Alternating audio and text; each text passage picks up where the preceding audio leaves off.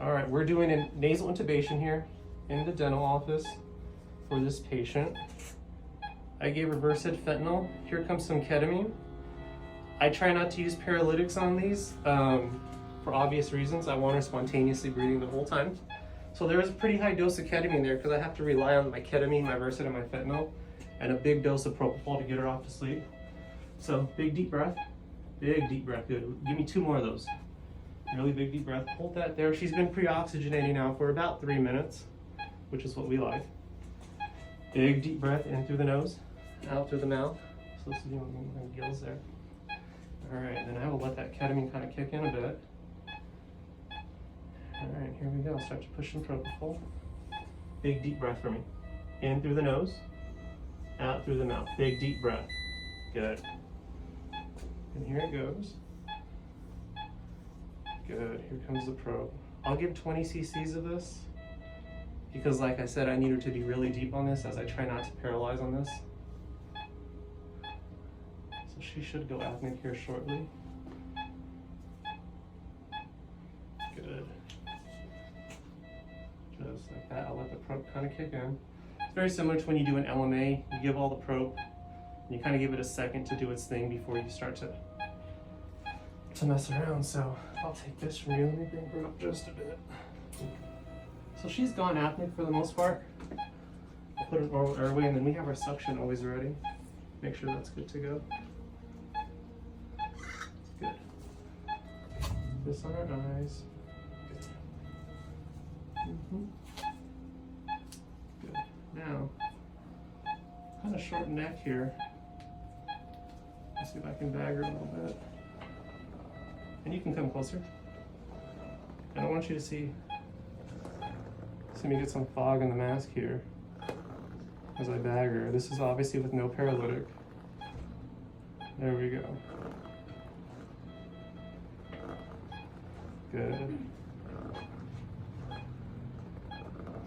So she's a pretty easy bag considering the circumstances. And I'm gonna wait till she's even easier because it's almost like when you give paralytic and then you feel them relax.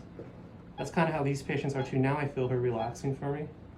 And that's really just the propofol really doing its thing. And I'm giving her more oxygen because she is bigger. So I'll do that there. I'll bring this here. You have the McGills, okay, just in case we need them.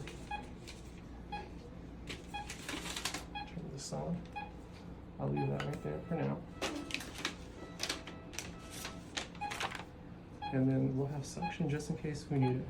This will go. I pretty much use this side always. And I seem to have pretty good luck with it. There we are. Now, nasal tube is in. Now let's see where we are. So if you want to come around this way, show the screen here. So there's our glottis, and we have our cords right there. See, we can't push this guy right into it, see that? And now, sometimes you get caught up here and it's pretty common. I twist. So pull back just a little and watch me do this twist. I twist, see how that goes in? Visualization, we're in. I'll take this out. She tolerated that pretty good. That was because I had such a high dose, you can go back that way. I had such a high dose of non-paralytic. So this kind of goes to show you can paralyze patients, you can intubate patients without paralyzing them. You don't necessarily need to paralyze them every single time. Now, this is a different circumstance. It's a more of a, I don't want to say controlled environment, but we kind of know ahead of time what we're doing here. And I've done this once or twice, so I kind of know what to expect. But even in the OR, you don't necessarily have to paralyze. So let me put this on here like this. Good. Breathe the foot a little bit. Good.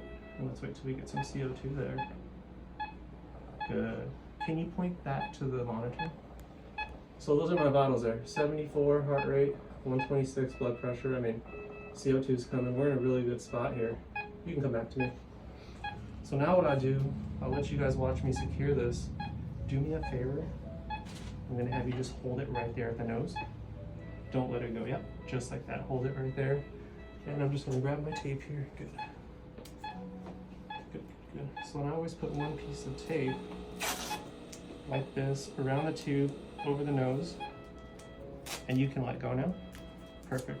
I always want something touching the skin.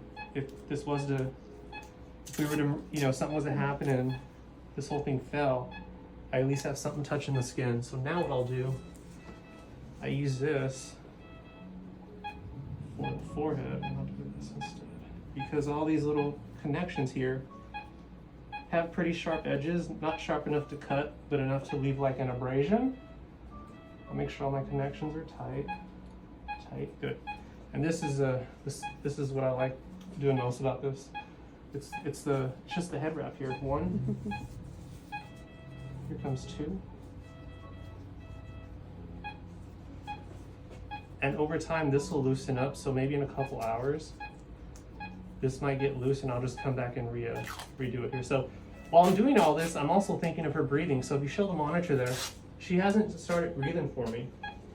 And I know that because I don't see any CO2 and I really don't see any chest rise. So keep that on the monitor there. I'm gonna give her 1 or 2 breaths here just to get some, just to get a little bit of oxygen in there. I don't want her CO2 to go up too much, but there, that's CO2, that's the CO2 that I'm giving her, or the breath I'm giving her showing you CO2. So that's that. You can come back to me. And that's pretty much it. We have a secure airway. Now we're just waiting for her to breathe. This is my Mcgrath that I used here. I'll keep all my dirty stuff here. Take my gloves off, and I'll give her just a touch more probe, because even though I want her to come back breathing, I don't want it to come back all at once and then she starts to, you know, buck on me and go crazy. So I'll just hit her with a little bit of that. Keep this close. Keep this here. That's it. You can stop it.